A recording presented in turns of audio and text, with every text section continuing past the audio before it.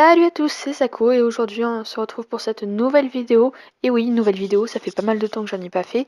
Mais en même temps, c'est les vacances et j'ai pas mal de trucs à faire pendant les vacances. Mes grands-parents sont venus me chercher, j'ai presque pas passé de temps chez moi et vous savez, chez les grands-parents, il n'y a pas beaucoup de wifi et j'ai pas le droit d'enregistrer puisque c'est en secret normalement. Donc voilà. Par contre, aujourd'hui, il va y avoir un nouveau format, comme je fais de la radio, vous le savez. Eh bien, ce nouveau format, ça va être un truc classique, un peu comme Pause Manga ou chez Fotaku, où je vais vous décrire un peu l'œuvre. Donc, ce sera le texte qui passe à la radio. Donc, c'est normal que ce soit différent et c'est vraiment un texte. Donc, normalement, je devrais pas trop bégayer, en tout cas moins que d'habitude.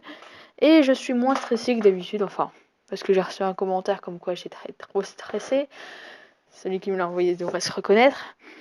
Et donc voilà, donc commençons tout de suite. Donc le manga dont je vais vous parler est un manga ayant eu un gros succès au Japon et il y a eu plein de produits dérivés, etc., etc. en France et au Japon exceptionnellement, voilà, tout ça, tout ça. Bref, donc le manga dont je vais vous parler est très récent, mais les qualités du manga et de l'anime vaut très bien du Hunter x Hunter ou de l'Attaque des Titans. Ils sont du même studio de réalisation d'ailleurs. Donc aujourd'hui, je vais vous parler de Seraph of the End ou Owari no Seraph en japonais. Seraph of the End est un manga écrit par Takaya Kagami et dessiné par Yamato Yamamoto, sorti pour la première fois le 4 septembre 2012 et toujours en cours en 12 tomes au Japon et en 7 en France, édité chez Kana. Plusieurs séries de light novels sont sorties au Japon, mais aucune info pour une sortie française. Un animé d'excellente qualité est sorti au printemps 2015, divisé en deux demi-saisons de 12 épisodes chacune. Beaucoup de goodies comme des figurines et des accessoires sont sortis au Japon et en France. Et je pense d'ailleurs que je vais m'acheter le calendrier 2017 de Seraph of the End parce que honnêtement, il est trop classe. Et voilà, donc le scénario a une grosse importance dans le succès de Seraph of the End et les dessins de l'anime et du manga, qui sont différents, je précise, ne sont pas de reste non plus. Et justement, de quoi est-ce qu'il parle ce fichu manga ? Eh bien, l'histoire se passe dans un monde où un virus a décimé une grande partie de la population. Seuls les enfants de moins de 13 ans sont immunisés contre cette maladie. Enfin bref, vous savez un peu le système quoi. Les enfants sont réduits à l'esclavage par les vampires et doivent donner leur sang. Et Yu et Mika sont deux orphelins, comme par hasard, de 12 ans, faisant partie de la population restante et servant de garde-manger aux vampires. Après une tentative d'évasion dramatique, Yu parvient à s'enfuir, laissant Mika pour mort. Il rejoint ensuite l'armée démoniaque impériale du Japon, etc., etc. Plein de violence, blablabla. Enfin bref, vous connaissez à peu près le truc. Et puis après, dès le deuxième épisode, le manga il change totalement. Et il va vers une ambiance school life, comédie, tout blabla.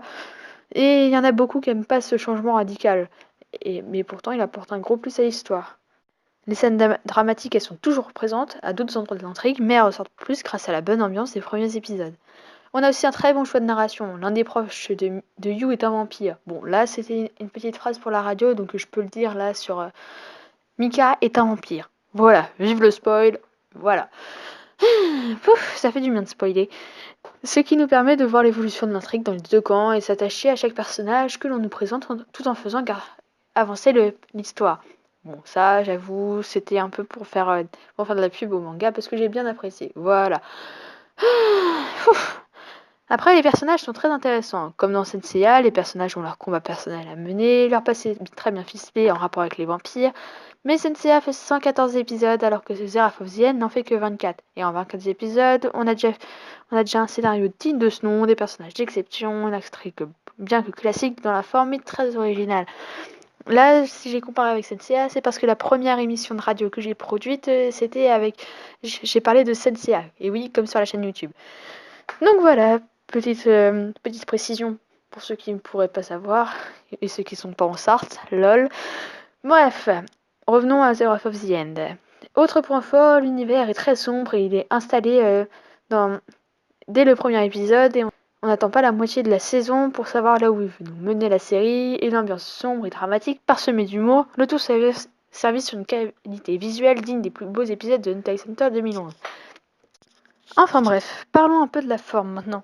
Comme je l'ai dit tout à l'heure, les dessins sont magnifiques dans le manga, et je trouve que l'anime a parfaitement sublimé les dessins grâce à des arrière-plans tellement beaux qu'on a l'impression que c'est fait main. Et les personnages, eux aussi, sont améliorés physiquement par rapport au manga. Enfin, toute cette partie-là, elle a été, je l'ai lu, hein. Honnêtement, je l'ai pas cherché. Au niveau des musiques, les OST sont excellentes et elles s'adaptent parfaitement à la situation, quelle qu'elle soit. C'est-à-dire au moment où les moments drôles, comiques et tout ça, on a des OST qui s'adaptent à la situation. Oh, j'en ai marre, je suis trop stressée maintenant. Je vais relire mon texte. Mais les openings et endings ne sont pas en reste non plus. L'opening et l'ending 1 sont dynamiques et représentent bien la première saison, et l'opening 2 est plus calme et nous montre tous les personnages que l'on a rencontrés sur les deux saisons avec des combats sur la fin.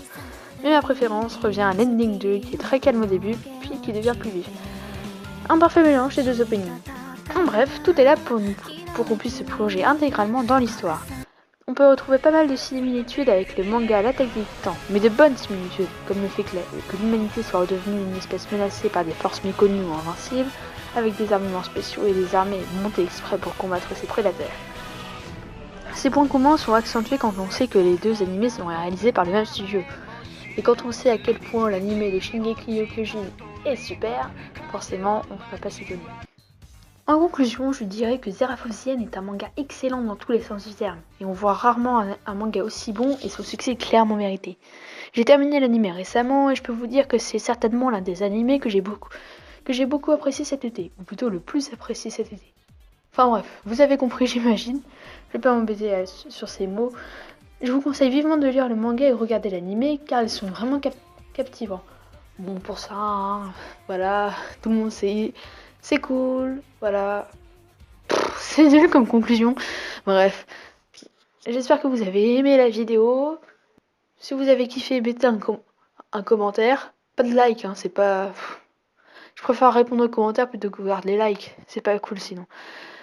Bref, tout ça pour dire, mettez un petit commentaire, tout ça. Et Mathieu n'attend pas que je te dise de mettre un commentaire pour le faire.